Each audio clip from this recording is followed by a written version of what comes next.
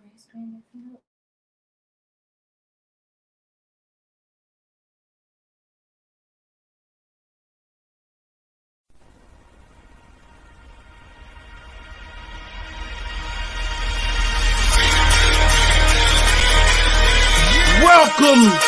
to the Bird Gang Nation Sports Media Show, repping the greatest team of all time. Let's go!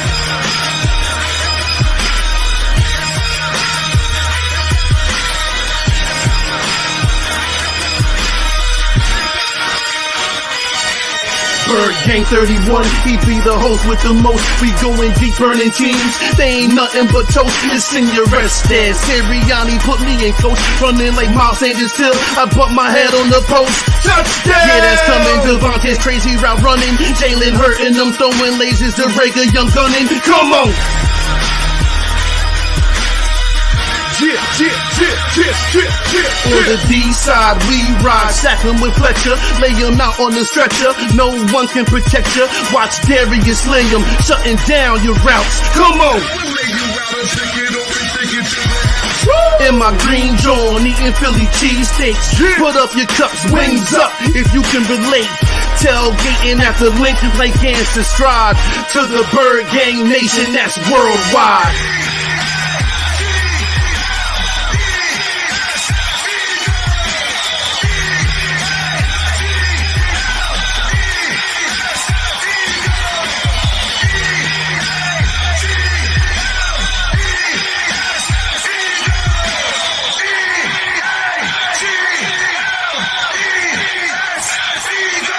On Sundays, catch the pre and post game.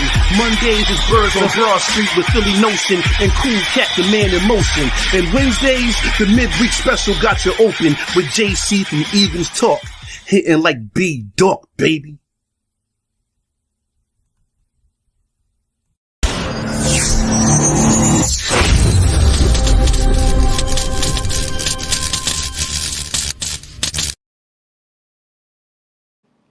Welcome to another episode of Bird Gang Nation Sports Talk. I'm your host, Bird Gang 31.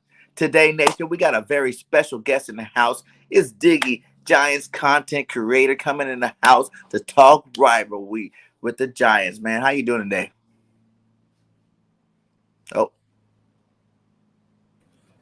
Son, I'm doing pretty good. As y'all can tell, I got a little bit of technical difficulties going on. I don't know what's going on with my camera setup today.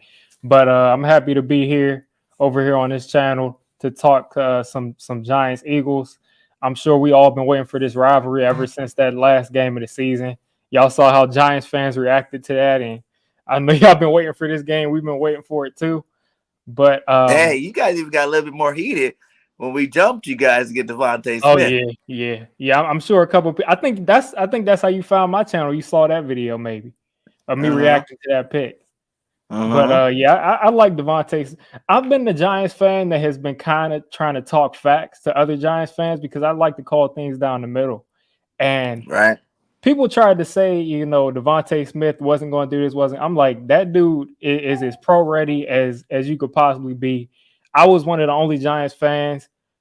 Even some Eagles fans told me I was crazy that believed in Jalen Hurts going forward.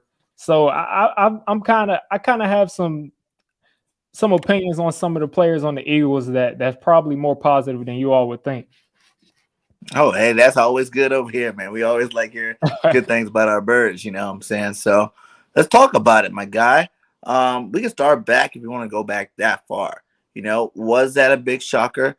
And how do you compare Devontae Smith to Kadarius Toney? Like, how's your emotions compare those two? Like, are you happy with Toney? Do you still wish you had Devontae? So I did the draft stuff heavy. Like I looked at a lot of tape. I did a lot of the draft stuff last year. Devontae Smith to me was right after Jamar Chase. I'm an LSU fan, and I just thought Jamar Chase was the best receiver in the draft, and he still kind of looks like it this year as a rookie. But Devontae Smith right after that, like Devontae Smith is he runs routes with the best of them. He plays bigger than what he is. People try to say that he's 170 and he can't play in the NFL. But I mean, keeping it real, I tweeted this the other day, so I'll say it on here. we tried to say to Devontae Smith, I didn't say it, but some people tried to say Devontae Smith couldn't hold up in the league, and we got Kadarius Toney over here missing game after game after game. So Yeah. It's not about how heavy someone is. Some people just get injured, some people don't. But I expected Devontae Smith to pretty much look exactly how he's looking as of right now. And I mean, to keep it real, I'm a fan of Devontae Smith, even though now he played for Bama, which is the rival of LSU, and now he's playing for the Eagles. And I'm still kind of rooting for him on an individual basis. But when you compare him to Kadarius Toney, I had Kadarius Toney ranked after Rashad Bateman, so he was my wide receiver 5. I didn't think it was a reach to pick him where we took him. He looks like he looks a lot better than I thought that he would originally look. His problem is he got to stay healthy, and we have to be able to get the ball to him, which we just fired Jason Garrett. I'm thinking that whenever Kadarius Toney gets back, we're going to find a way to get the ball to him, because that dude is like, I've only seen maybe about 2 or 3 people, maybe 5 at the most, that are as exciting in the open field with the ball in their hand. So Kadarius Toney is really exciting to watch. I think he has the potential to be one of those, like, top 5 receivers in the NFL, but he's got to put in a lot of work. He's got a lot of polish to put on, and he has to stay healthy. But right now, Devontae Smith is right behind Jamar Chase as far as these rookie receivers, in my opinion. I mean, nobody's really on that level with them. I think if Kadarius stayed healthy, he probably might have similar stats, but we just got to watch that game. What he had, 189? 189 against Dallas, and he would have had 200, but he got ejected. Yeah. So, but yeah, they both have been pretty exciting to watch. I would say of my draft, summary, I had Waddle 1, Devontae Smith 2, Chase 3, then Toney 4. In that order. I had especially the way I Toney. And I kind of wanted Waddle more than Devontae Smith, but getting Devontae with a first-round pick is way better than just getting Waddle. You know what I'm saying? So it worked out for us either way. Like both guys, I live in Alabama now, so I get to watch. Roll Tide right now. When I left work, man, the Iron Bowl was on, man, and Alabama was actually losing. And I was like, whoa, okay. But I'm a USC fan because I'm from Cali. But man, watching both of those guys at Alabama, all the time. Both of those guys are dynamic, like you said. Devontae Smith's more that route runner. He's in and out of breaks, but Waddle was like pure speed. And that's what I liked about him. I'm like, yes, give us Waddle. You know what I'm saying? We're at that 6th pick. I was like, all right, I'll take Waddle right here, especially since Chase was gone already. When we moved back, I'm like, oh, man, we're not going to get either one of them. You know what I'm saying? So I was thinking like one of those cornerbacks was going to drop. But then they went on that run of cornerbacks with Horn and Surtain. I'm like, oh, okay. But then when we moved back behind you guys, it's like neither one of them are going to make it that far back. Yeah. And then we moved back up and got him. I was like, all right, that's what's up. I'm cool with that. Yeah, I just remember watching that. My reaction was like, people didn't kind of understand the context of my reaction video. It was me on live. Like it was me on stream reacting to the Devontae Smith pick live. And then like I ended the clip, and people thought like I had like ended the whole stream when Devontae Smith got picked. But it was just funny to me how they just traded back. And we were like, okay, at the very worst, we'll get Devontae Smith. Like, Dallas isn't going to take another receiver. And we all jumped ahead of us. That really was surprising. It definitely surprised me. But to see what we got after that, I'm kind of happy, because I think we have a lot of upside with Kadarius Toney, and we're going to have that top 10 first round, because it looks like the Bears are going to be picking top 10. So, and it's looking like the Giants and the Eagles and Washington might have like 5 or 6 top 10 picks if the Eagles. Now, if the Eagles go on to make the playoffs or something like that, y'all will have a pick outside of it. But it's looking like we're going to have a lot of top 10 picks between the two. Yeah, right now we might have 3 picks in the first. Miami could keep losing, man. That's what I'm going, because it looks like Carson's going to play that, 75%. But the Colts are actually winning. Yeah, so that pick's moving back every week. But Miami's been losing, so they're still, I think, inside that top 10 pick. So that'd be 1 pick inside the top 10, and we'll see what happens with the other 2 picks there. Before the season started, what was your expectations for the Giants? Before the season started, I fell for the okie doke that the Giants fans have been falling for the past 6 since 2017, pretty much, since we've been pretty much the worst team in the league on paper. I thought we would finally take that next step because last year our biggest need last year, even more than the offensive line, was wide receiver. And we went ahead and we got Kenny Golladay, we got Kadarius Toney, and basically Jason Garrett refuses to scheme any way to get the ball to either one of them. So there's you can say that Kenny Golladay was an overrated contract. We overpaid for him. You can say all you want about that, but he is not someone who's supposed to be putting up wide receiver 3, wide receiver 4 numbers. Like he does not get targets. He's 6'4". He's a contested catch guy. We have a quarterback who I think doesn't really like to throw contested catches, and then we have a coordinator that takes him off the field in the red zone. So we brought in Kenny Golladay and Kyle Rudolph, and both of them get taken off the field in the red zone and don't get targeted down there. So we pretty much misused everything that I thought we would bring in. And then to go with our secondary last year was really locking teams down for the whole second half of that season. And then we added Adoree Jackson, who's probably been our best corner this year. But James Bradbury. I love Adoree from USC, my guy. Yeah. Adoree's been probably our best corner, but he's not a tackler at all. But James Bradbury went from being probably like a top 2 or 3 corner last year to maybe being just a middle of the pack starting corner this year. So our defense didn't take that next step that I thought it would be. So I thought this team would be at least 8 to 10 wins. We still have an outside chance of going on a run now that we got rid of Jason Garrett, but I just don't see that now. And I have a lot of questions at quarterback now. Yeah, that's what I was going to ask you, man. Are you team Daniel Jones, or you guys need to get a new quarterback? No, I try to be as open-minded and to try to be as non-biased, because just as much as like we all know this as Giants and Eagles fans, we're some of the most passionate fans in the NFL. Yeah. We can turn on a player just as quick as we can say that that's our favorite player. So I've been a big Daniel Jones supporter since day one. I was someone who thought he had all the tools, which I still think he does have all the tools. And while in plug, he's a Giants fan. He's someone who really hates Daniel Jones. But I was team Daniel Jones day one. I gave him his time, and after year 2, I said, "Listen, it's year 3. At that point, to me, you're a veteran quarterback. You have to be making decisions. You have to be making moves that elevate your team, and that because that's when teams are looking at you to extend you." So he does not look like a veteran quarterback right now. He's making way too many mistakes. Sometimes he holds onto the ball, people come open, and he doesn't pull the trigger, and then they get covered up again, and then they come open, and he still doesn't pull the trigger. We have no offensive line, and that's right there. That comment comes right there. We have no offensive line. Real problem. Andrew Thomas has been playing at a Pro Bowl level at left tackle, but he just got back after missing about 4 or 5 weeks in a row, so he did not have anybody really blocking for him. The offensive line, besides Andrew Thomas, who's playing at that level, is horrible. No one else can block. But even then, when you evaluate when he has a clean pocket and when he has chances to make right decisions, it just still doesn't look good. So I'm out on Daniel Jones right now. For right now, if you ask me, I don't think that he's our quarterback of the future. I don't think that he's going to take that next step.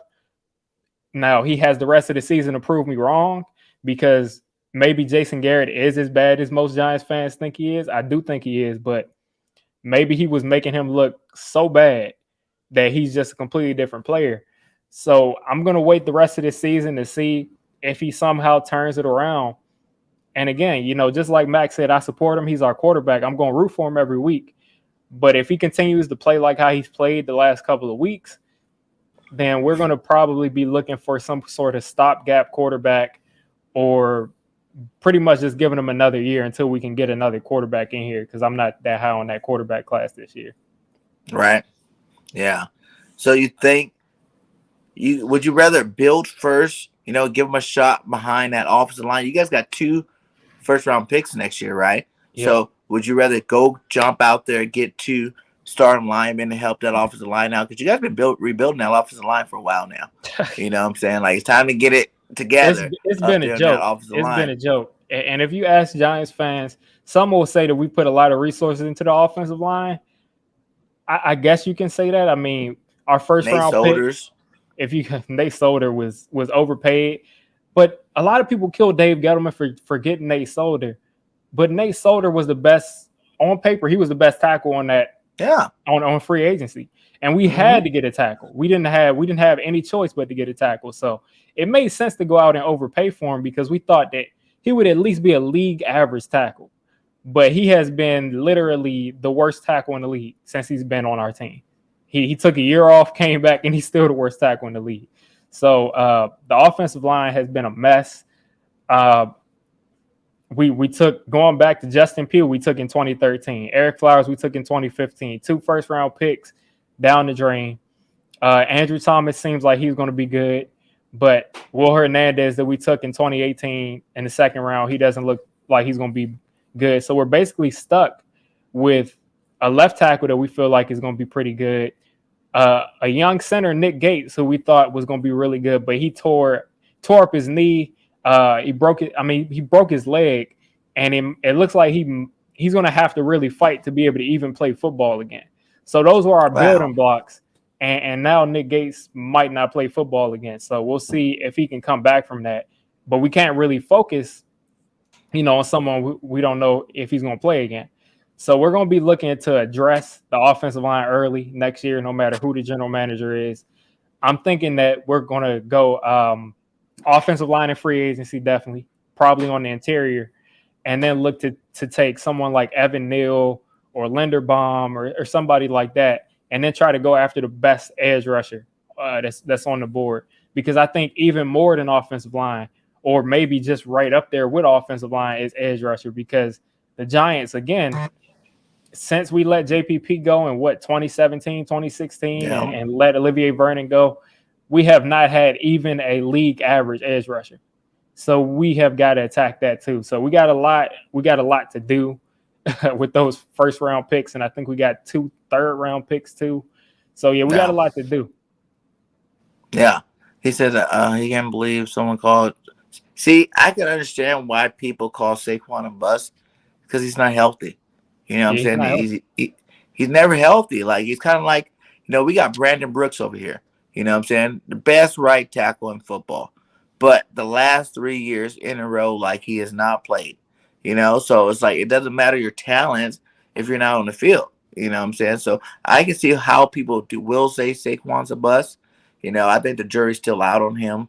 You know what I'm saying? Like, how many more games does you have left before you consider moving on from the guy? You know what I'm saying? Like, I seen that coming out of college, out of Penn State, because he was getting like 300 carries a year, there in Penn State. Miles Sanders from Penn State, our guy. Yeah. Miles didn't get that many touches, so I wasn't really worried about him when we drafted him. You know what I'm saying? He was barely, I think the year after Saquon left was his first year of actually getting the full workload over there. So, how do you feel about it? Do you think Saquon's a bust, or do you think he can rejuvenate that career? So if you were going to use a second pick on a running back, Saquon is really the guy that you would look to do it, because not only is he prepared to be like a leader of a franchise, like the way Saquon answers questions is like your franchise quarterback.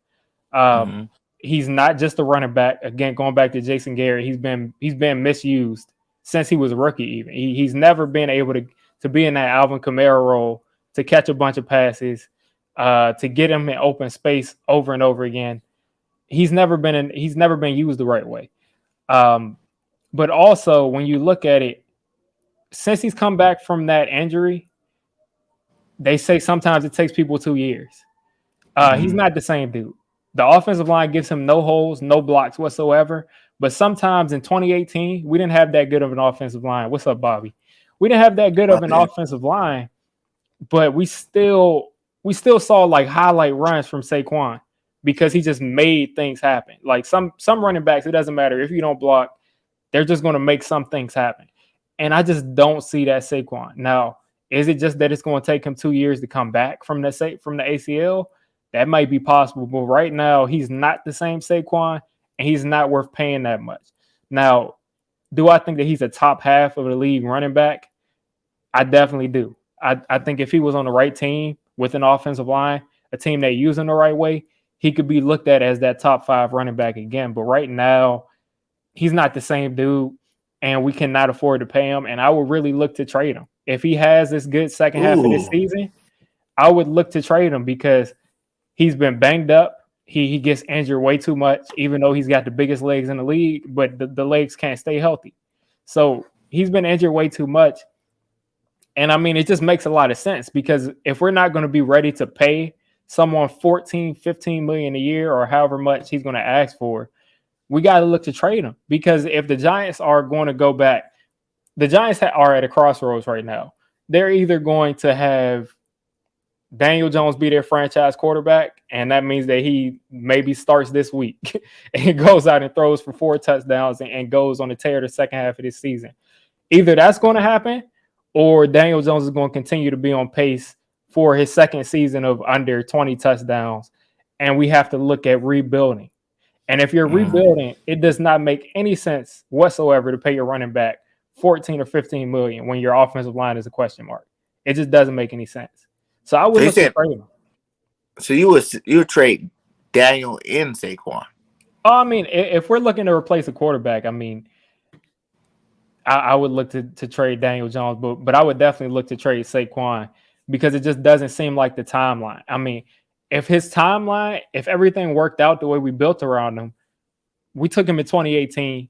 That was 4 years ago almost now. So by that time, the Giants are supposed to be a playoff team.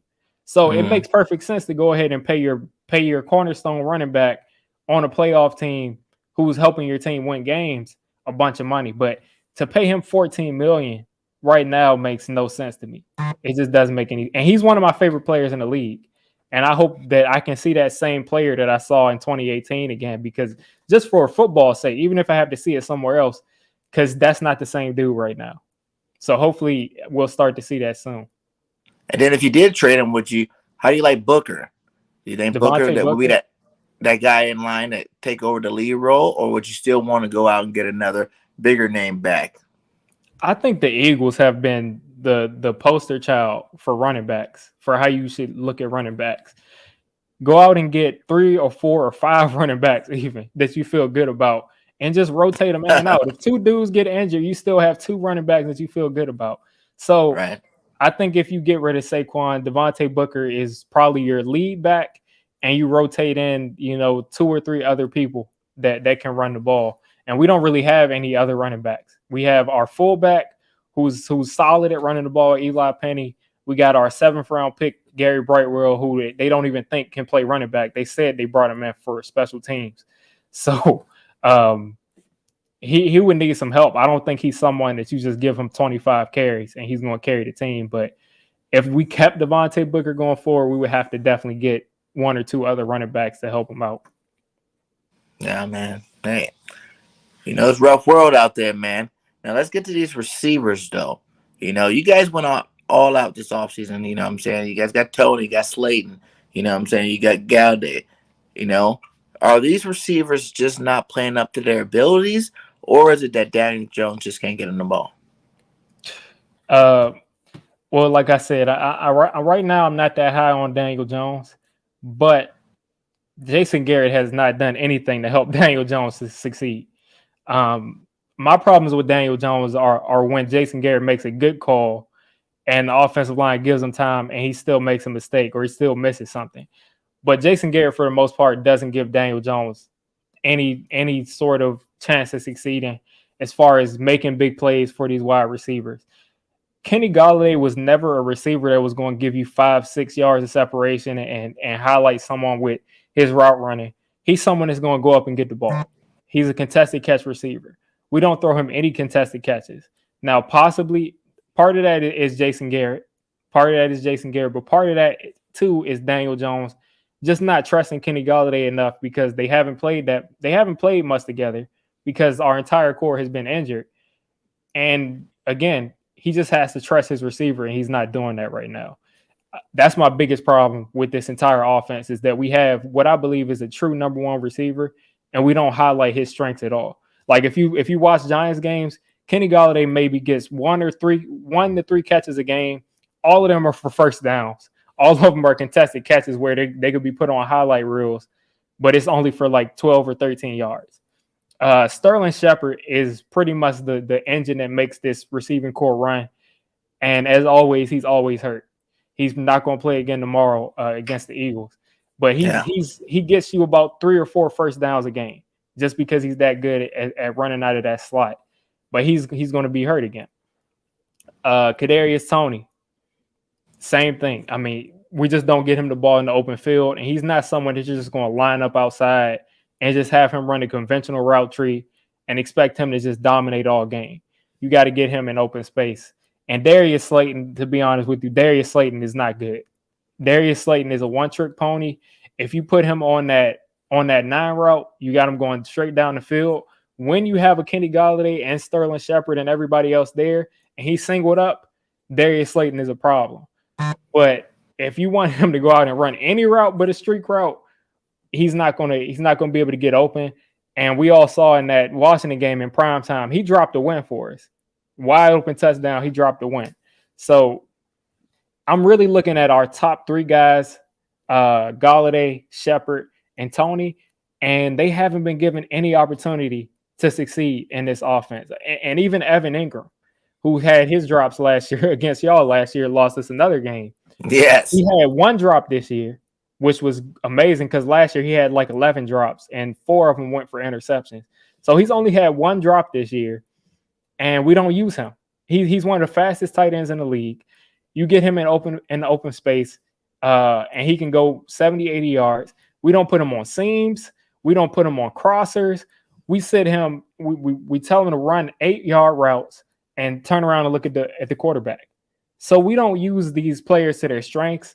And I'm hoping that now that Jason Garrett is gone, we can do that, because I do think we have a top 10 receiving core from top to bottom. And then if you include Saquon and the entire league. So hopefully they can get utilized.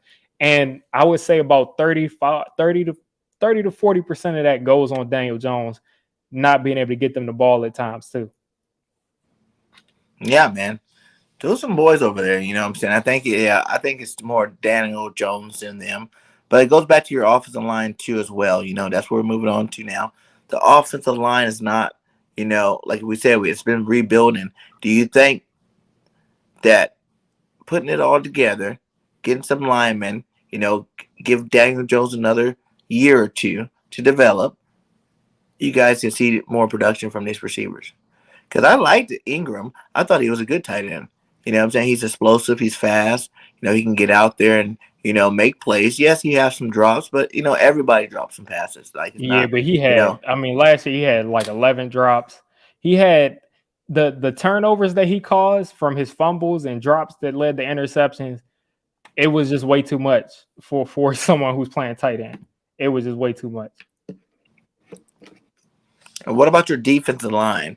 How's that going? Because you guys got my boy, the big cat over there from USC, Leonard Williams. Yeah, we got a couple. How's he been playing this year? How are the rest of those guys going? Leonard Williams this year has been doing all he could. He's doing all he can. He's missing Dalvin Tomlinson, our nose tackle from last year. But other than that, he's doing all he can. I think he's pretty much on pace to do exactly what he was doing last year. It's just that the rest of the defense isn't doing their thing. So it looks like he's having a down year. But he's pretty much on pace to be the same person. Dexter Lawrence, our other defensive tackle that lines up beside him, he's been up and down. Sometimes he completely just wrecks games. Sometimes he just disappears for the entire game. And I think one of the biggest issues on our defensive line is Danny Shelton. We brought in Danny Shelton. The dude is 370 pounds. And every single time he comes into the game, he gets driven about 15 yards off the ball. He's 370 pounds, and I've never seen anything like it. So he cannot be on the field. If I'm telling you, Eagles fans, if you look on that field and you see the big, huge human being, 370-pound Danny Shelton, I'm guaranteeing it's going to be a run right at him, and you're going to get a first down. I don't know why he's still on the team. Shelton was a beast. Wasn't he from Cleveland? Yeah, he was good in Cleveland for a little while. He was good on the Patriots, right? But in this defense, I don't know. I think he's just out of shape. Maybe he just can't. He's off balance. Like, he's off balance before they even make contact with him. So he's not been doing well at all, and he's been one of the biggest issues for us stopping the run. On our edges, we got Azeez Ojulari, who's a rookie, Yeah, who I heard a he lot of good can things really about get him. into he can get into a groove, and he can start to apply some pressure, but he's up and down because he's a rookie. Like he's not consistent. You can't count on him game in and game out. But once he gets on, like if you see Azeez, turn the corner and get a sack, you'll probably see him continue to get pressure the rest of the game. Across from that, we got Quincy Roche, who I liked a lot coming out of this draft, and we got him actually off of waivers from the Steelers, and he's another rookie.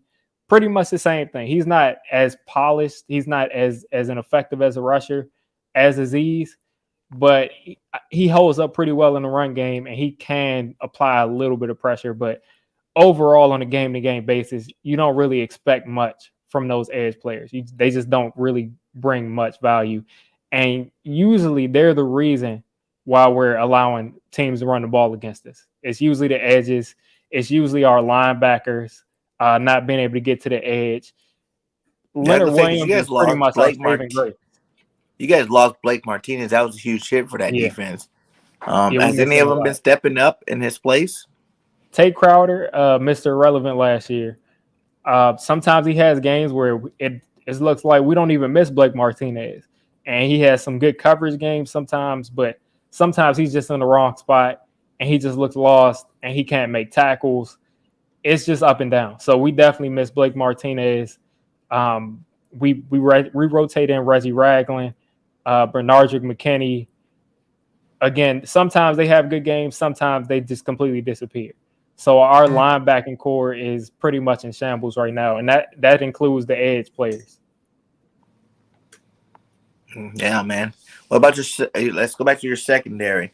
You said Ador's been playing pretty good. How's what's his name? Bradbury. Bradbury. He's been playing solid. Bradbury started off playing horrible. He was playing really, really bad. But him and Adoree right now, I feel like they've been pretty much what we thought that they would be before the season. They are not really allowing much on the outside. It's mostly our slot corners, our safeties, our linebackers. I think another reason why they've gotten better is that we got Xavier McKinney back there finally playing like we thought he could play, playing that free safety spot, playing center fielder. He's been playing really well. So our secondary right now was definitely the strength of our defense, but the slot corner spot, because we're missing Logan Ryan kind of in that middle of that defense too. Logan Ryan, Jabril Peppers, Blake Martinez all played at a Pro Bowl level last year, and they're all not playing tomorrow. Blake Martinez is out for the season. Jabril Peppers is out for the season, and Logan Ryan is out with COVID. So all three of them are pretty much the leaders of our defense, and they're not going to be playing. So we're missing things in the middle of the field. But as far as the boundaries and our deep safety, I feel like those guys are really playing well right now. So without all those guys, how are you guys going to stop, Devontae Smith, Quez Watkins, and Rager and those boys, and Dallas Goedert? No. Okay. First off, I don't have much confidence. If they start lining up Devontae Smith in the slot, I think he can eat all day right there. The other receivers, I'm not as worried about your deep threat wide receivers because our defense is pretty much bend but don't break. We're not going to allow any of those deep throws. We just don't allow those. It's just the defense that we play. But we're going to just basically make Jalen Hurts. We're going to make Jalen Hurts pretty much play the same type of football that Tom Brady played at a very high level last week, because he's the best at all time at doing it. We're going to make him have to dink and dunk the ball down the field, get every first down on the third down, and make him drive the length of the field. We're not going to give up chunk plays. We did that at a high level last year, and we're finally getting back to doing it this year. But I think the saving grace for Jalen Hurts and what he lacks that Tom Brady doesn't have is that he's going to be able to run the ball on some of these 3rd and 5s, 3rd and 7s, 3rd and 8s. I think that's where Jalen Hurts can possibly hurt the Giants the most. We don't really have a spy player that was spot at quarterback, who I feel confident in. It would have probably been Jabril Peppers. It would have probably been, another one of these people who are injured. So that's where I think if the Giants can make Jalen Hurts drive the length of the field, and then also limit him when he tries to take off and run, they'll have a shot in this game. But that's easier said than done because he's shown. I mean, what he had 3 touchdowns last week running the ball. Yeah, that's nothing to sneeze at. 3 touchdowns from a quarterback. It's the first time in Eagles history quarterback ran for 3, and we had some greats. Randall Cunningham, Michael Vick, Donovan McNabb, Vince Young, even for a little bit. Yeah, even Vince for a little bit. Yeah, so that's pretty good. Like, I'm definitely on the Hurts train. We're gonna definitely get onto the Eagles side of the ball. But before we go there, everybody, we got 25 in here. Please hit that like and subscribe to both channels. Bird Gang Nation Sports Talk, doing live streams every day. We try to collab with some of the best content creators on YouTube. You know what I'm saying? That's what I love to do. This is a sports talk show for the fans. So make sure you subscribe to me if you have not, and subscribe to my boy Digge546. What was it? 314? Digge546. 0546. These numbers be killing me. Yeah. But both links are inside the chat. And if you have not subscribed, if you like more than just Eagles, Giants, you can subscribe to my network. It's BGN Sports Media. That's a NFL network. Give you NFL content every day of the week. All teams. You know what I'm saying? So we're definitely rocking over there. Kitchens. Is Kitchen calling the plays for you guys this week, or is it going to be the head coach? I've heard both. I've heard some people say Kitchens, but I also heard some people say Judge said he was going to be calling them. Well, it's not confirmed who's going to be calling the plays. I'm pretty sure that Joe Judge isn't going to be calling plays. He's never called plays in his career, and he's not really an offensive guy, so I doubt he's going to be calling plays. If he is, that'd be actually pretty funny to me. I don't think he's calling plays though. Freddie Kitchens is the most experienced play caller. Judge said that it would be a collaborative process as far as who the offensive coordinator will be. So that's like the design. We have a couple of people that we have in our offensive staff. We brought in Russ Callaway from LSU, who was part of that Joe Burrow staff where they was lighting the world on fire. We got why am I forgetting the dude's name? We got an offensive line coach right now who was a head coach in college, who was also the offensive coordinator. So we got a ton of people who have experience with that. So Joe Judge definitely isn't calling the plays, but I'm 95% sure you'll see Freddie Kitchens calling those plays. And what that's going to look like is, from what I've seen with Freddie Kitchens, because Garrett had COVID last year, and Kitchens took over for one game. So it's going to look like pretty much a bunch of throwing the ball down the field, which fits more to our strengths than what we've been doing. So we'll see how it goes. Yeah. Do you think they're going to try to get Saquon acclimated in there often and early? Well, I feel like you have to. I feel like you definitely have to try to run the ball every game against every team, because if you can run the ball against the team, there's no point in doing anything. Exactly. I'm missing it. Rob Sale is who I was talking about, our offensive line coach. You definitely have to try to run the ball. If it doesn't work, I'll have no problem with abandoning the run. I just don't, because the Giants' offensive line, when they can't run the ball, they really can't run the ball, and we literally can't get any yards on every play. So try to get him the ball that way, and if not, try to give him the ball in screens. Line him up in the slot, get him the ball in the open field, because we cannot continue for years to allow teams to take away the run game and then eliminate one of our best players on offense. So we just got to figure out other ways to get Saquon the football in the open field if for some reason we can't run it at the beginning, which I'm pretty much going to tell you right now that we're not going to be able to run the ball. I just can't see that happening with this offensive line. We got a bunch of guys who in June weren't on our roster right now that are starting. So we got to find ways to get him the ball in the open field. How many Eagles games have you watched so far this year? Probably about 3 or 4. I saw a good amount of the last Eagles game.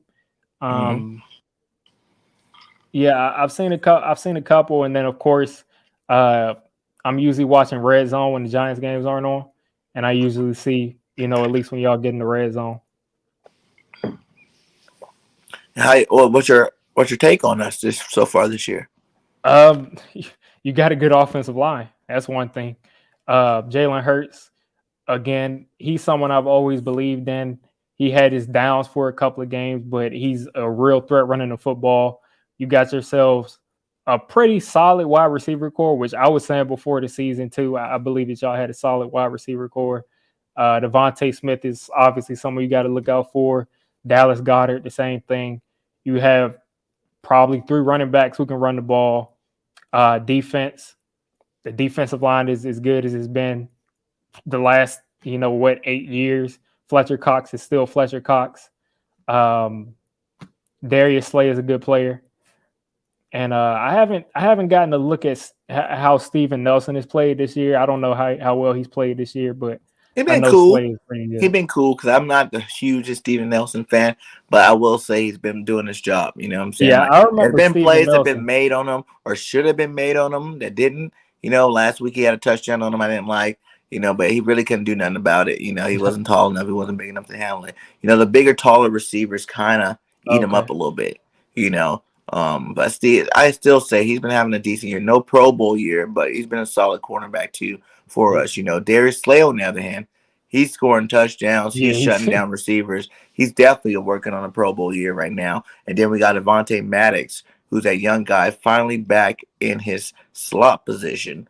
Because we tried to play him outside, and that was just too much for him. But in that slot, he plays a really good role there, and he's definitely like, if there's a Pro Bowl for the slot, Maddox is definitely working on being that guy. Yeah. But so what do you think? We got a question for you. He said, up to this point, give me 3 giant rookies that impressed you so far. Most of our rookies haven't played that much. They've been injured. But just from what I've seen from Kadarius Toney, he looks like he'll be a star if he can stay healthy. So he's definitely been number one most impressive. Azeez Ojulari has flashed in and out, so he looks like he could be a good player, but he's got to get more consistent. And then I guess the next guy we'll go to is Quincy Roche, who we got off of waivers. We didn't really draft him. But if you look at our other picks, Aaron Robinson just got back 2 weeks ago. He's basically our starting slot because so many people have got hurt now. What's the other guy? Ellerson Smith, we drafted. He just played his first game last week. You look at everybody else. Yeah, that's pretty much. We haven't really had most of our rookies play because of injuries. But I would definitely say our top 3 will be Kadarius Toney, Azeez Ojulari, and Quincy Roche. Yeah, and anybody in the chat, if you guys got questions, go ahead and drop them. You know what I'm saying? We're here for you guys too, as well as, talking this rivalry. So if you got any questions for either one of us, just go ahead and drop them in the chat. So what do you think the Giants will have to do to beat the Eagles? Going back to what I said, we're going to have to make Jalen Hurts play that game, the length of the field, hope for him to make mistakes, force him to stay in the pocket and not extend the play, not, run up the field and be a threat, running the football, which again is going to be hard. So we'll have to make sure that we keep him in the pocket. That's the number one thing to me. And then on offense, again, I say the same thing every week. If we can get the ball to our playmakers and the way that they make plays, Kadarius Toney looks like he probably won't play, which is big. But Right now we're looking at probably just Kenny Golladay out of our top receivers. Darius Slayton. We have to get Kenny Golladay to dominate this game from start to finish. On offense, for us to score points, because I looked at it, the Eagles are coming off of 2 weeks of at least scoring 30. You got like 30 something last week and 40 this past week. So the Giants haven't scored 30 points since 2019. Wow. Since December of 2019, under Jason Garrett. That long? Under Jason Garrett, we scored 30 points 0 times. That's why it's fired. Exactly. So that's why it's fired. For us to get it going on offense, Kenny Golladay has to take over this game. And that if Kenny Golladay does what he's supposed to do and takes over this game, then Darius Slayton is going to be able to affect the game. Evan Ingram is going to be able to affect the game. And then getting the ball to Saquon in open field and running the ball with him is going to do it. You all saw that DJ can take off and run for 80 yards at any point if he can stay on his feet. So we got a ton of weapons. We always gonna have weapons, even when people are injured. We just got to use them to their strengths. And there's no reason why we can't start scoring some points because the Giants get into the red zone a lot. We just can never score in the red zone. So if we can start to score and execute in the red zone, then this could turn into a really good game. This could be a game where both teams are in the high 20s and the 30s. Oh, I mean, it's just facts. That's why he's fired. The team, a team can luck into scoring 30 points. The Jaguars, this offense has been horrible. So if we can just execute in the red zone and get the ball to our playmakers, that's our best chance at winning the game. And then neutralizing Jalen Hurts' legs, making him throw the ball, making him be patient the entire game is the key on defense, which I'm sure is going to be our game plan. We'll just see if we can hold him in the pocket. Yeah, for us, it's the same thing I say every week. Run the ball, period. We found our niche. Keep on running that ball until somebody stop you. We went against the number one rushing defense. They couldn't do it. We ran 250 on them. The Denver Broncos, I think they were third in rush defense. They couldn't do it. We rushed 250 on them. Just keep running that ball until somebody stop you. You know what I'm saying? Jalen Hurts is in his comfort zone right now. Yep. You know, Jalen's making some nice throws when he needs to throw it. You know, but that run, every single week so far, it's been dominating the game, keeping the other offense off the field, controlling the clock. That's what you do to win football games, you know what I'm saying? So continue to run. And it's Miles Sanders. Last week he came back, 16 for 94 yards. He had that fumble early, but I think it's just because he was a little rusty. You know what I'm saying? Let's see what it looks like with Miles Sanders getting 20 carries a game. You know what I'm saying? Let's see if he can break off for some nice long runs, and just do his thing the way everybody knows. We're like you guys say with Saquon, we've been waiting for Miles to come out and make his stamp. Because like you guys think, Saquon's a top 10, top 5. I personally think Miles Sanders is a top 10, I agree top 5 with you. back. You know what I'm saying? He just doesn't get enough carries. You got to give him the rock for him to prove it. And he earlier in the year when we weren't running the ball, he was just getting frustrated. And then now, we're running the ball. He came back last week. He got some carries. He had that little fumble thing. But let's see it progress to the next level. Let's give him 20 carries a game. Jordan Howard's out this week, which is a big blow because he is our power back. And I do love the way he's running the ball. Like, I'm not the hugest Jordan Howard fan because he kept getting hurt. You know what I'm saying? He kept getting hurt with us before. But this year, he's definitely earned my faith and trust again that we can give him the ball a lot, And even last week, he ran some nice runs last week in the game. So he's down for this week, but I do think, a lot of Eagle fans are a little bit down about it. But I'm like, it's time to let Miles shine. So we need to run that rock because it has nothing to really do with the running backs, I don't think. Jalen Hurts is one reason why we run the ball really well. It's because he manipulates that defense, Is Jalen going to keep it? Is Jalen going to run it? You know what I'm saying? He's learned how to hold that pull. You know what I'm saying? Like, now you got linemen stutter stepping, trying to figure out who's going to get it. And then that 1 second, these guys are way too fast. Either one of them, Jalen, Mouse, whoever running back's back there, they're way too fast. They can definitely take advantage of that. So in our offensive line, they're monsters, man. They looked horrible when we were passing the ball 40 times a game. You know what I'm saying? Like, they look horrible because they're too big to be backpedaling all game long. You seen them starting to get hurt, and things like that, messing up plays, illegal procedures, all that stuff earlier in the season. But now that we're running the ball, these are all big guys getting to the groove of the game very early. They look confident out there. They're moving people, So it's like, why mess up that chemistry? Just let them do what they do best, and that's move men. They're road graders up there. So I think that's a huge strength that we have coming down the back end, especially since it's November and December. This is run football weather. This is run football time for most teams in the NFL. So let's keep that trend going. The second thing I would say, we have to get to Daniel Jones early. Shake that cage early with Daniel Jones.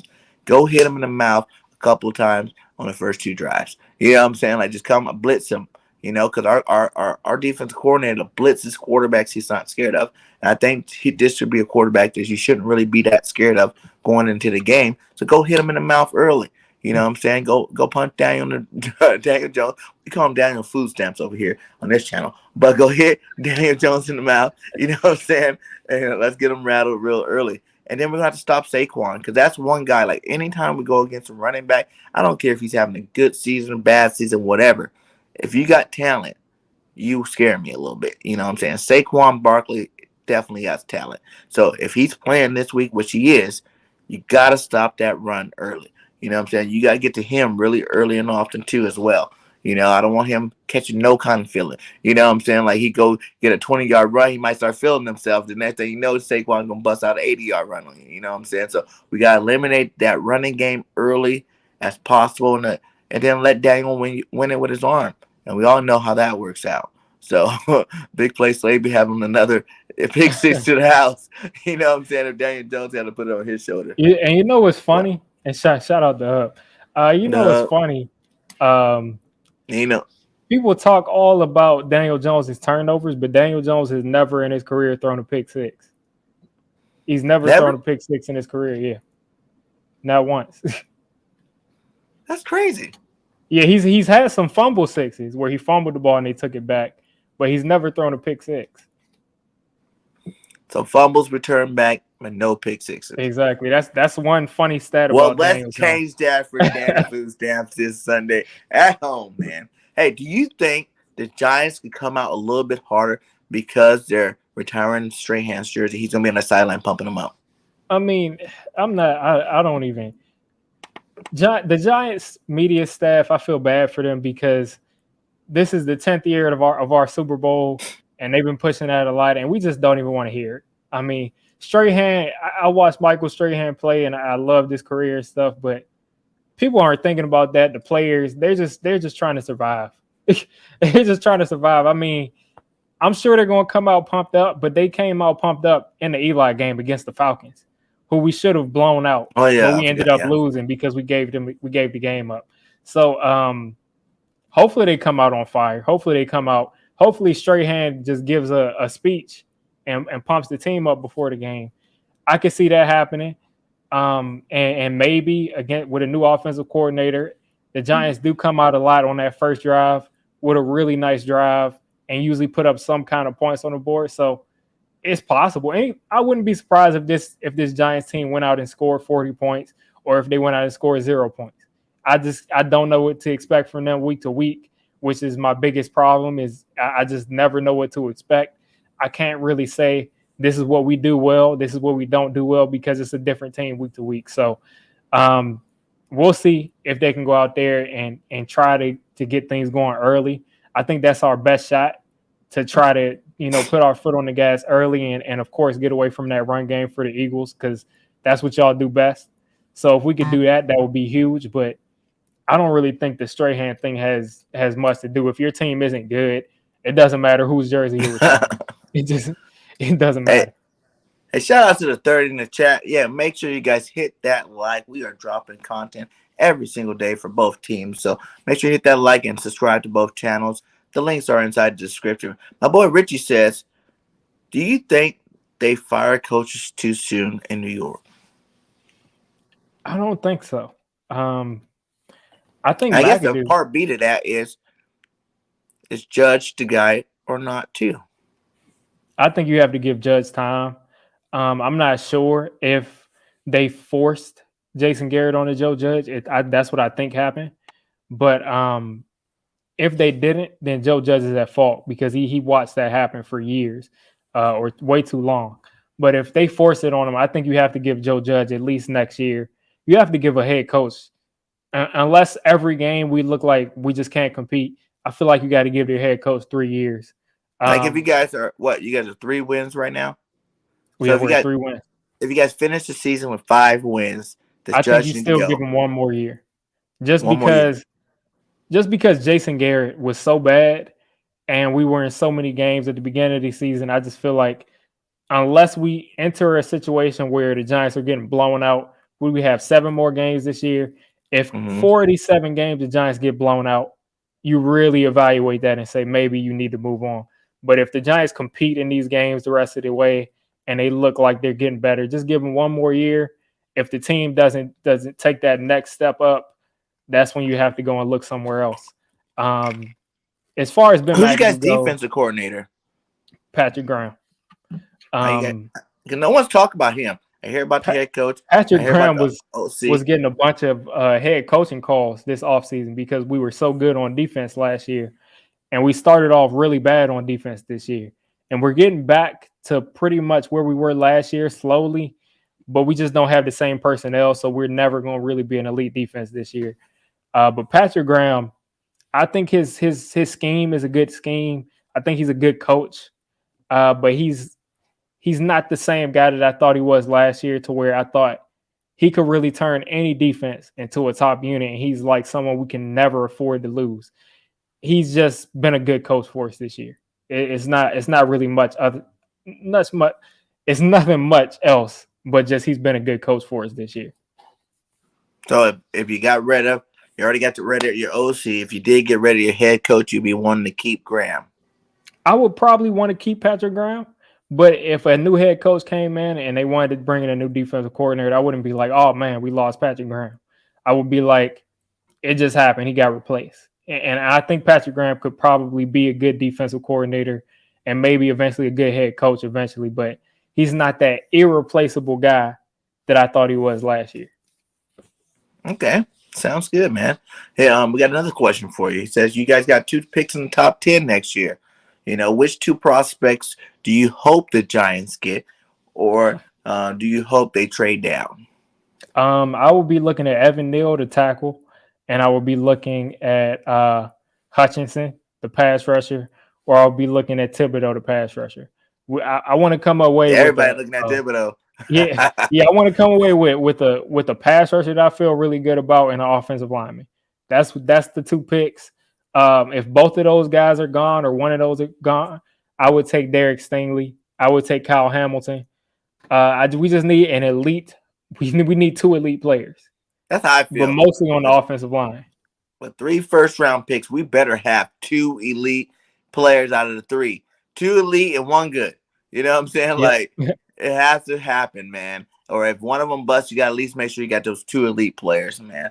Like for the Eagles, I want to, like you said, Thibodeau's big name out there. I want, you know what I'm saying? I wouldn't be mad if we get Stingley because Nelson's on a 1-year deal. You know, I wouldn't be mad if we got Hamilton because we got some older safeties, and Harris is on a 1-year deal. So that replaced one of those older guys too, because, you know, Kayvon Wallace has not been shaping up for us the way we want him to be. So, yeah, Hamilton, Stingley, Thibodeau's, or one of those linebackers, you know what I'm saying? I really like the linebacker from Georgia, Dean. I think he'll be a great linebacker to pick up too. Later with one of those later picks, and you know, we always need another lineman because Kels might be retiring. You know, Lane Johnson got a couple more years. Brooks, we got to, you know, I know his salary says otherwise, but we got to get rid of him because, you know, he's not playing. Yeah. So those will be 3 positions. There's a lot of good linemen this year coming out, especially on the interior. Richard says, what jerseys are you guys wearing tomorrow?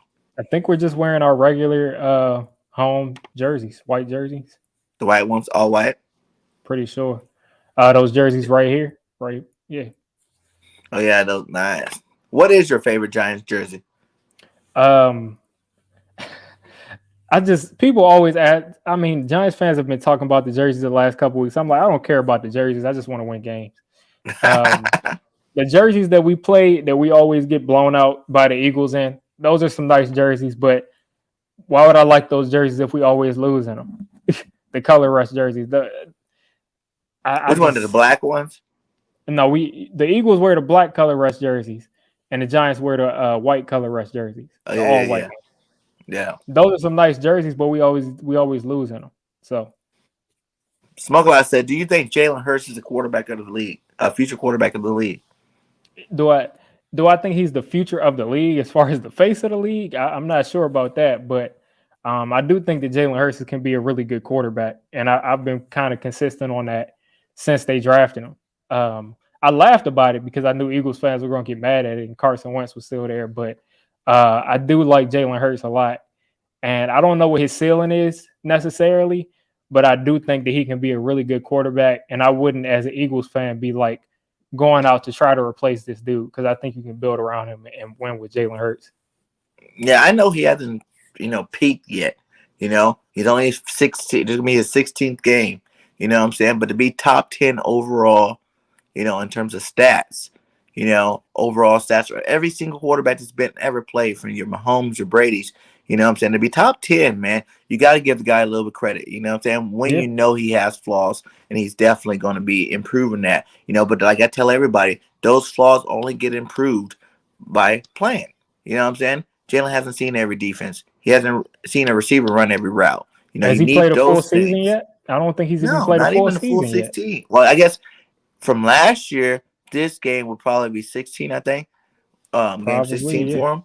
So that would be considered a full season. And then you look at that full season stats, you know, he's top 10 right now. So you really can't, look down too hard. I can see what people say accuracy, but that's really, if you look, whenever we run the ball, his accuracy's high.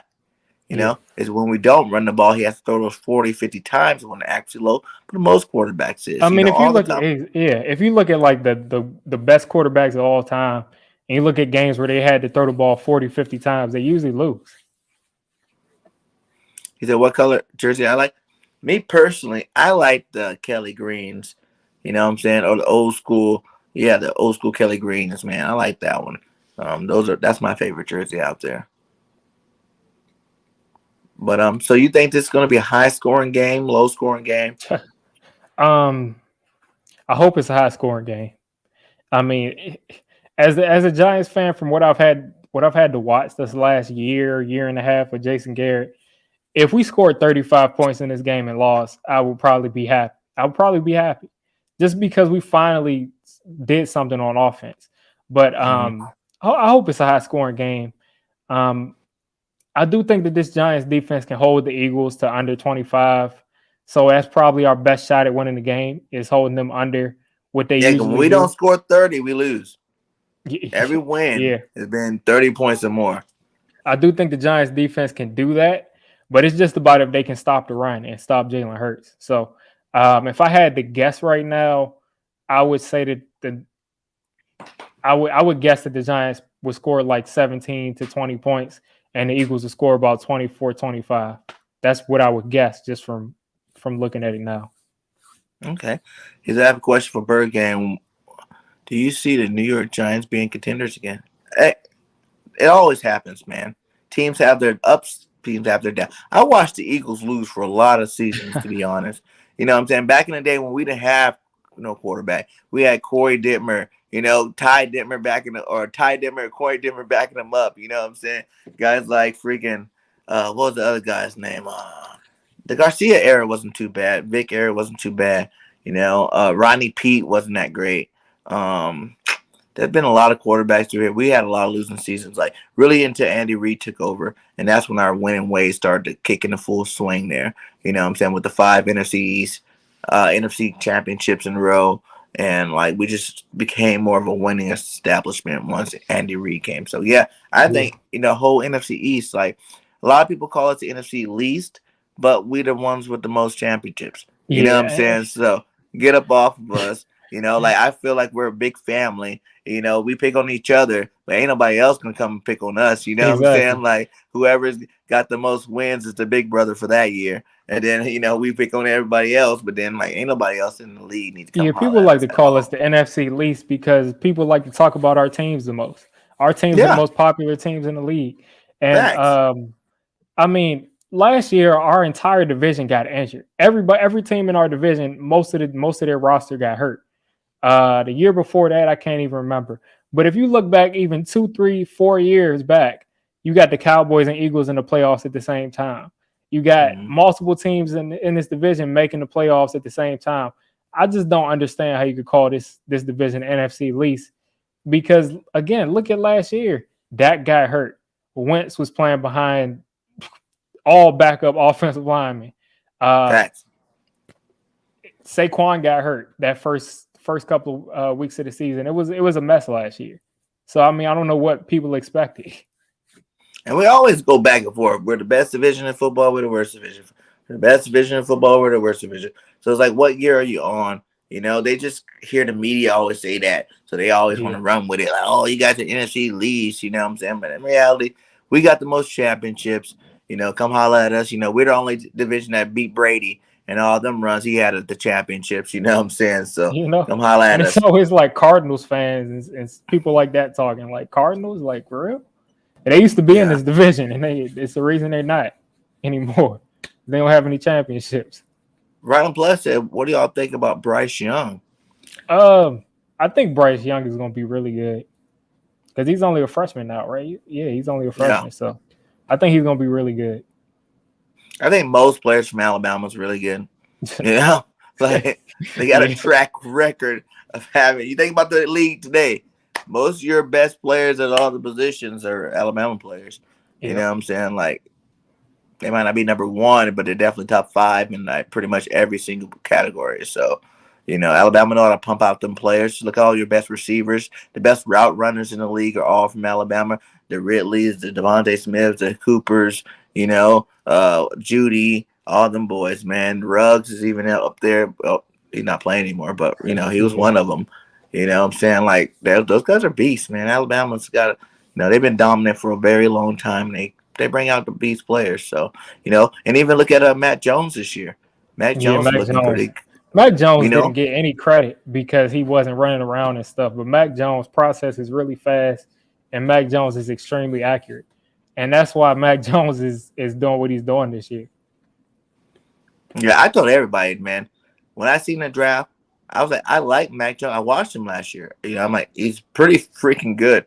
Like you had to be pretty good when you lost Waddle. You still just continuously threw the ball to Devontae Smith. I know he got open, but Devontae was double and triple covered a lot of those times, meaning that ball had to be right on the money every single time. And Matt put it on the spot, and I think what helped him out the most was going to the Patriots.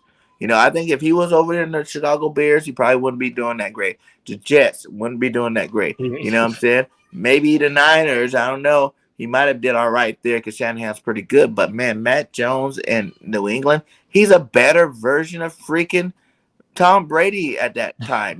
Tom Brady didn't come in that hot, that accurate. You know what I'm saying? Like I tell everybody, Tom Brady took 3 years before he really started getting to be the GOAT type status. You know what I'm saying? He didn't have 4,000 yards passing, I don't think, until he got Randy Moss that year. You know what I'm saying? Then after that, man, that's when he went on his run. And now, you see him. I do give him credit. Like, is he one of the best quarterbacks ever? Of course. But is he the GOAT? Nah, I can't say he is. I'm not a huge we can have that debate a whole nother day. That's a whole nother debate there. You know what I'm saying? What do you think? Do you think Tom Brady's the GOAT? I think Brady is the undisputed GOAT. What? Undisputed even? Yeah. Man.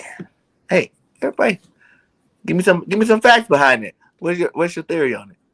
I mean, the dude is the most unstoppable force you've ever seen. I mean, he was stopped multiple times. Yeah, but if you look at your team stopped him twice. Exactly, you guys got him once, but he got you once too. The thing is, Brady is he's unstoppable, man. Like I understand he lost a couple of Super Bowls, but it's a every team year sport. He's back. Every year he's back there with another team. Did you see all the players he added to that team? Listen, this isn't the NBA. He got an all-star roster, my guy. This isn't the NBA. Name one other team that got 3 Pro Bowl receivers, 2 tight ends that are awesome, 2 running backs that are awesome offense and defense line, awesome linebackers. You know what I'm saying? Like, name a spot on their team that wasn't good. I'm just telling you, you can pile up as many players as you want. You can literally take the Pro Bowl and roster. Bruce Arians is a great coach. I don't know about that. Some of the stuff I seen Bruce Arians do, the Buccaneers offense was struggling until they went back to Brady's offense of throwing these shorter routes, because at first they had Tom Brady just dropping back and trying to throw it 50 yards every play. And I think Bruce Arians is kind of overrated.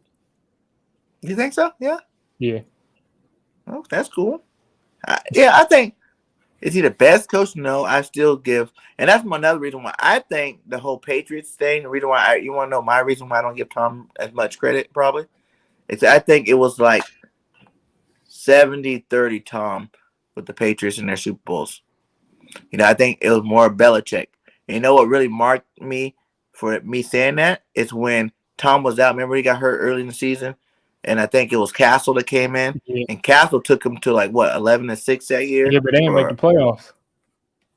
They were 10-6 though. That was a good record, and he threw for 5,000 yards that year. He threw for more yards than Brady even threw in that offense. Yeah, you know what I'm saying. So that I'm just saying in terms of if you look at the perspective of it, the quarterback spot wasn't the reason why they didn't make it to the playoffs. You know what I'm saying? Like at the quarterback, he produced at a higher level than Tom Brady did. So that made me feel like the system was more about, Tom Brady as opposed to him. And why do you think Tom Brady? I think that's my real opinion of why Tom Brady always took that friendly deal. Because he knew he didn't want to go nowhere else. If Tom Brady was on a different team some of them years, I don't think he'll be the Tom Brady of today with all these Super Bowls and all that stuff.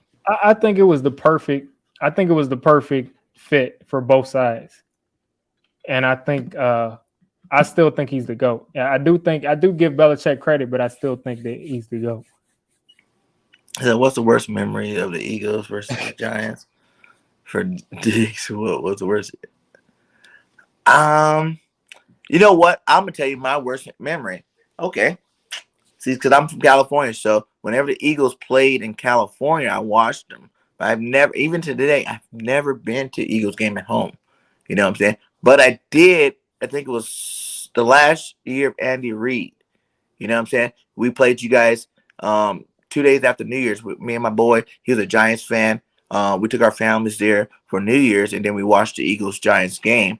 And that was probably my worst memory of an Eagles game ever. Because for one, it was negative 14 degrees, and it was cold as hell, 2 days after New Year's. And for two, you guys destroyed us, man. It was. What year was that? That was like what, 2013 or something? Yeah, something like that, man. It was the last year. I remember when we were driving away, they're talking about the Eagles fired Andy Reid, and I'm like, oh yeah, that was like the game where Ruben Randall and David Wilson. Yeah. I remember. What was your fullback, like Rhino or something like that? Oh yeah, Hino the Rhino. Yeah, Hino the Rhino. He scored like 2 touchdowns on her or something like that. That was horrible. And like it was just, not only was it horrible, like this giant fan girl, she was all in my face. She was like, you know what I'm saying? She was just giving me. I have my Randall Cunningham jersey on, and she's giving me the business. And then we all were inside the freaking gift shop, at halftime because it was just so cold out there. And then we lose, you know what I'm saying? Like, so that was probably my most horrible Eagles experience versus the Giants, Yeah, we all know what I'm not that old, so what my worst memory was is the Deshaun Jackson punt return. Yeah, definitely. I was about Meadowlands Part 3. I was like 12 or 13 when that happened. So yeah, I was sick because it was about 8 minutes left, 7 minutes left, and we was comfortable. And we just started doing a whole bunch of dumb stuff. And then our punter, just all he had to do was kick the ball out of bounds. And he kicked it directly to Deshaun Jackson.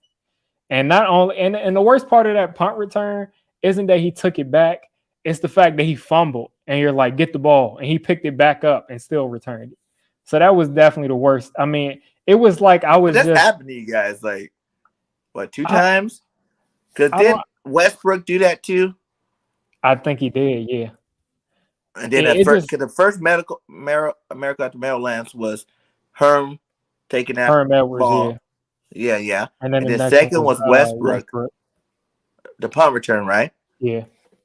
And then it was Deshaun Jackson. Yeah, man. I remember that game like it was yesterday too, man.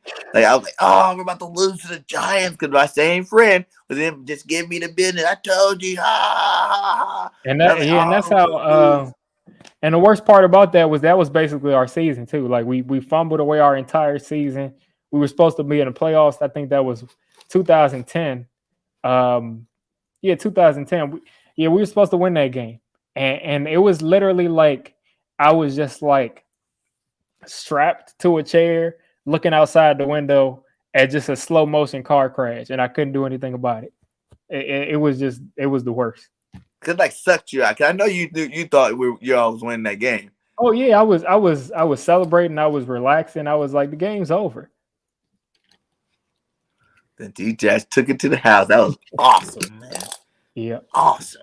I was like, all you got to do is just punt the ball, punt it out of bounds. Grant said, "How did you become a Giants fan? Are you live in New York?" No, I'm not from New York. I'm actually from DC, and I never was really interested in Washington. My dad was a Cowboys fan, and I didn't really want to follow in his footsteps of being a Cowboys fan. Everybody in DC, there's you would think that DC was like Dallas because most people were Cowboys fans. But yeah, I just didn't want to be a Cowboys fan, and I just kind of just picked the Giants as a kid, just looking at them on TV, and I just kept with the Giants, just kept watching them. What about you, over? Man, I became an Eagles fan because I wasn't into any, pro football back in that day. I'm kind of old cat. I'm about I'm 40 now, so it's like I go way back. And when I was like, I won't say it's like between 7 and 9, man. That's when I really started getting into watching football because I've always played it. I played semi-pro, college, all that stuff, but I loved college football only. I thought the pro game was too slow. Watching it made me sick. Like I'm like, come on, these guys aren't even good. What I'm saying? They're running the same play over and over again. It wasn't no excitement to it to me. And then I remember my dad pulled me in. He was like, hey man, come watch this team with me. He go, why don't you watch more pro football? I don't like it, too slow. He go, watch this team. And it was the Eagles. He was an Eagles fan. He go, I named you after him because my name's Randall. But I was like, Dad, your name's Randall too, so that don't really work. But he goes, I named you after this guy right here. He go, it was Randall Cunningham, man. And we played the Cowgirls at this time. It was the Cowboys, Eagles. And that was that game, I think, when Randall got hit and he like bounced back up and he ran around and gunned it in there. You know what I'm saying? And I watched that game, man. I'm not going to lie to you, man. Like, the way the defense played at that time, man, the defense were all like hitting people, like smash mouth defense. Was that the Buddy Ryan days? The Buddy Ryan days, yes, man. And I swear to you, man, like I ended up watching that was the only team I watched in pro for like the next like 2-3 weeks after that. And I was like, all right, I'll ride with the Eagles. I guess I can go ahead and be an Eagles fan. I never decided to be, like when I was young too, like playing football in LA. They kind of try to force you to be a Raiders fan, you know what I'm saying? Because like Raiders always gave you free tickets to everything. Every game was either Raiders or Dodgers, And I loved Bo Jackson too. I'm a huge Bo Jackson fan. You know what I'm saying? Those Raiders, Howie Long, all them boys, Marcus Allen, those guys did great. But then, like I said, like I didn't really like pro football when I was going and all that stuff. So it was like when I finally liked it, it was like watching the Eagles, man. And I've been rocking with the Eagles ever since, man. Like all them losing years.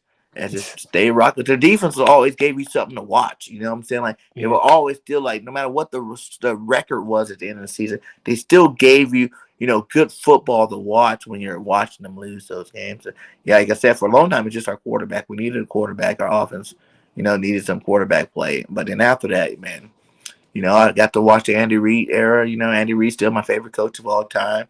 I think he's the GOAT. So do you think that they should have gotten rid of him, or you think they should have just kept him there? Me personally, I wanted Andy to come back another year. Let him, because he had so much personal stuff going on when we got rid of him. Exactly. You know what I'm saying? Yeah. Like his son was getting in trouble or whatnot. You know what I'm saying? Doing that little off the field stuff. There's a lot of off the field issues going on that year with him. And his life wasn't stable at that time. So it was like, but he took us to 5 NFC East championships in the Super Bowl, my guy. Like, and we almost won the Super Bowl. If it wasn't for Donovan now selling his soul for Chunky Campbell soup. Throwing up.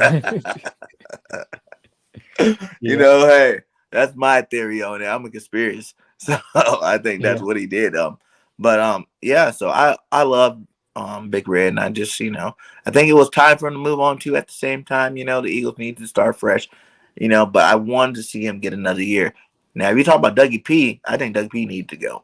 He was too full of himself after that Super Bowl. And, like, I think now it's really starting to come to me, was it really him or was it Frank Wright? Frank Wright, yeah. You know what I'm saying? And even with Nick for a little while, I'm like, what is it really Nick being that great of a coordinator? Because Frank still called the plays. So was it Nick or was it Frank Wright? You know what I'm saying? So I'm still in that argument and debate with myself. Was it just a Frank Wright era? And then, like, after that, if you look at our offense from the Super Bowl year, our offense went down. Every year. We went to the playoff 3 out of 4 years now, right? But the offense itself went downhill every single year until last year, where you seen the 4-win game season, and that was horrible. So it is what it is, though. Both of those guys are gone. Carson's gone. We got Jalen Hurts. We're rocking with Jalen Hurts, and we're gonna see what Jalen Hurts can do for us, man. What up? What did you say your score prediction was going to be? My score prediction. I think what I said was I said like 25-17. I would have the Eagles winning. Um, I think the Giants have all the potential to score a bunch of points, but they got to show me before I start saying that they're going He's like, to before I score points. start rooting for you, you're going to have to show me. Yeah. That's what's up. I got the Giants. I got the Eagles winning 35-14. You know, because I think we have to get over 30 Says you points got to to get win. the 30 to win. We got to get 30 to win. That's what it's been all season. So I don't know if the Giants going to be any different there. Or maybe this might be that game is so close because of the division game that it might be a lower scoring game. Yeah. But, you know, as far as I know, we don't get to that 30 mark, man. We ain't won no games this year. So I'm going 35-14 Eagles. What I like to do at the end of my shows, though, I like to do an all-time Giants team. Or for Eagles team, when your Eagles content, whatever Yeah. team you are, it's your favorite team. And it's from your experience of watching these guys. Like, it don't have to be the all-time in the stat book type thing. Yeah. It's just your favorite players of all time for the Giants for you. We'll start out with the quarterback. Give me your favorite quarterback of all time, and then who'll be backing them up. And it doesn't have to be a backup. It could be a starter, too. You know what I'm saying? Just your favorite two quarterbacks, basically. Of course, I would probably say Eli, and then I would just put Phil Simms on the bench. Phil Simms, so nice. Who would be three running backs? Give me three running backs and a fullback. Well, my favorite Giants running back ever was Ahmad Bradshaw. So I would just go ahead and run with Ahmad Bradshaw, Brandon Jacobs, and then give me Saquon. Oh no! Give me Tiki Barber. Give me Tiki Barber Tiki instead of Saquon. I hated Tiki too, man. Tiki did some work. And then you got a fullback. Fullback. I guess my favorite Giants fullback is probably Henry Hynoski. Who was that? Henry Hynoski. Hino the Rhino. The Rhino, yeah. Two tight ends. Jeremy Shockey, Mark Bavaro. Nice. Four receivers. Odell Beckham, Plaxico Burress, Victor Cruz, and Amani Toomer. Nice. That's a nice list. I like that one. That's a solid list, yeah. That's a solid list. Who's going to be your starting line? Now, I hear things about old Giants linemen, but I didn't see them play. So I'll just list linemen that I saw play. Okay. Let me see. I'll just go our starting line. David Deal, give me Sean O'Hara at center. Left guard, give me Chris Snee. Right guard, Richie Soybert, and right tackle Kareem McKenzie. Now I know, they're saying Bart Oates and all these other people. I didn't see these people play, so I can't really, give my opinion on some of these all-time great Giants offensive linemen from the 90s and 80s and 70s. Hakeem Nicks, that was a solid. Oh yeah, I probably would want to try to get Hakeem Nicks is probably my favorite Giants wide receiver to watch because he played like he was like 6'5", right, 240, and he was about 6 feet flat. Said Boss gets no love. But Kevin Boss, he'd have been so good, but he had too many concussions. Yeah. But Kevin Boss was no Jeremy Shockey or Mark Bavaro, so. Shockey was a man. I hated Jeremy Shockey, playing Jeremy Shockey every week. Well, Giants fans hated Jeremy Shockey, so. Oh, man. Who be your starting? Well, I guess you got to put this in 4-3 format. Yeah. So who will be your starting defensive line? Just give me the two defensive ends in a 4-3 will be Lawrence Taylor and Michael Strahan. Give me Justin Tuck at 3-tech defensive tackle, and then give me Leonard Marshall at the other defensive tackle. And who's going to be your three linebackers? Let me see. I want to go ahead and just throw Sam Huff in there because I guess he was the prototype middle linebacker. So if you can convert how good he was to today's football, Sam Huff, Give me Jesse Armstead, definitely, and Carl Banks, because he could play a little bit of that. Antonio Pierce, he didn't play for us for that long, so we had a lot of good linebackers. He didn't? He played for us for about 3 years. Antonio Pierce, because he came from Washington. He came from. Oh yeah, he did come from Washington. Yeah. Yeah, Kiwanuka would be an option, but he was never like Kiwanuka was never like our best player or anything like that. He was just a good piece. Yeah. I guess you would have to. Let me take off. Let me not disrespect Harry Carson. I'm guessing we had to throw him in there too as a starter. Okay. 3 cornerbacks. I'm just gonna say that this is my bias because this is my favorite, one of my favorite players ever. Give me DRC. He's not the best Giants cornerback, but that's my guy, DRC. Give me Corey Webster. Because the Giants, if you look at it, we haven't really had the best corners. But DRC was good. He wasn't like the best in the league, but he was. So we had DRC too for a little bit. Yeah, when he was with the Eagles, he wasn't as good as he was when he got to the Giants. But give me DRC, Corey Webster, and Jason Sehorn. Sehorn was a beast, though. Yeah, I do like Sehorn. He said Pierce was here 2005 2009. Yeah, so he was here 4 years. 4 years. What about 3 safeties, my guy? Kenny Phillips was my favorite Giant safety I watched. Antro Rowe. And give me one more. Give me Emlyn Tennell. Who's that? Antro Rowe. Emlyn Tennell was the first black player to get inducted into the Hall of Fame for the NFL. So he played free safety and he got 13 or 14 interceptions in a season or something. He had a bunch of interceptions. Landon Collins would not be on my team. No, Night Train Lane had 14 interceptions, but I think Tennell had 13 at least or something like that one season. But he was on your all team, right? No, Night Train Lane was on the Rams and the Lions and a couple of other teams. He didn't play with the Giants? I don't think he ever played on the Giants. Oh, okay. Let me look at just to double check. Emlyn Tennell had 79 career interceptions. Woo! So yeah, he was probably the best safety all time. He's at Depps. Depps, yeah, he played for both of our teams. That dude stunk. He wasn't good.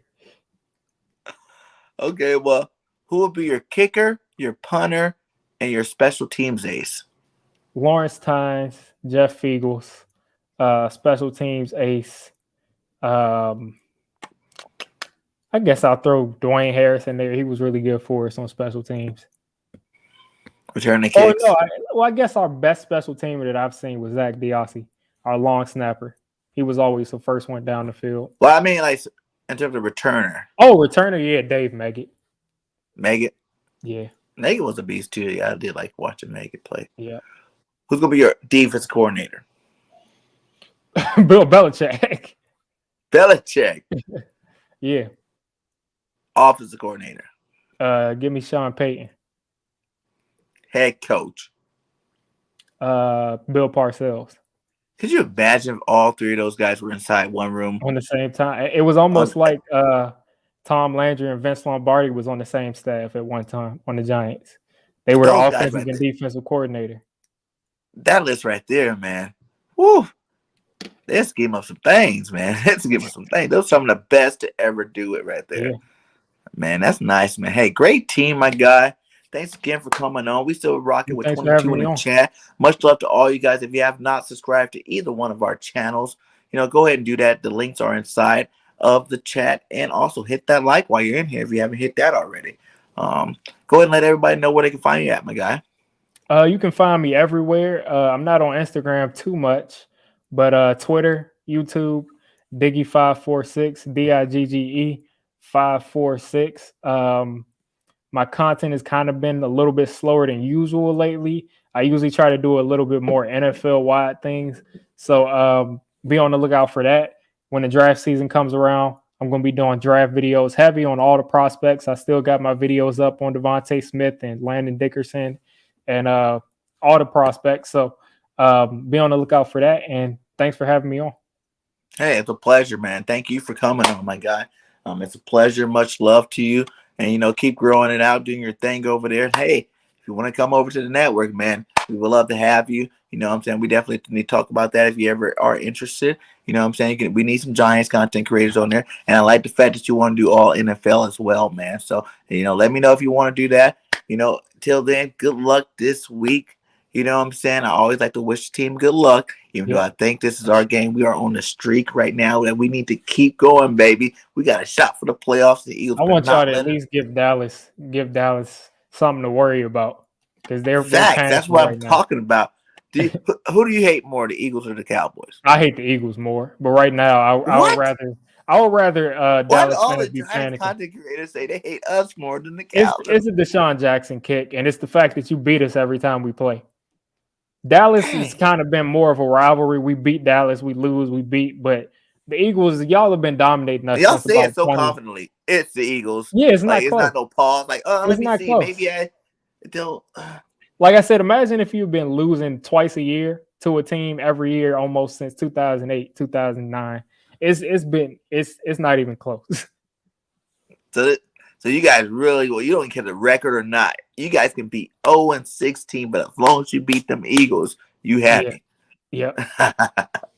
Hey man, but I this can't year hate I'll on make it. an I can't hate exception because I want to see some Dallas fans cry because it looks like I don't even not like the Eagles. I mean, not the Eagles, the Giants. Or whatever. I don't even because not we like beat them every time. It's just like how we feel about Washington. Every time we play them, we usually win. So it's like we don't really care about Washington. But the Eagles, we go back and forth with. In Dallas, the Eagles we lose all the time. In Dallas, we go back and forth with. So yeah, but definitely the Cowboys over here do not like the Cowboys. Yeah, because you guys actually have a rivalry. You go back and forth with Dallas too. Yeah. So, but hey, it is what it is. This is NFC East month for us. You know what I'm saying? We're going, you guys, Washington, Cowboys at the end, man. This is about to be a nice run. You know what I'm saying? If you're available, maybe I go on your channel next time, next game or whatever. We can get something worked out here. Maybe do some roundtable stuff. I seen some roundtable stuff in the chat. It'd be we cool definitely to get do some stuff like that. Philly Notion on my channel or something. Yeah, that's my guy, Philly Notion. Hey, man, that's my guy. If you want to come do a post game, you can come on the Burst Broad Street with us on Monday night. So let me know because that's me, Philly Notion, Cool Cat, and One Trey Rock. So we got a nice Monday show we do there. So hey, much love to you, my guy. We definitely will talk. Thank everybody for still being in here. 25 in the chat. Much love to all you guys. Wouldn't do this without you guys. And I always say at the end of my videos, fly, Eagles, fly. Till the end, this Bird Game 31, and we are out. Peace.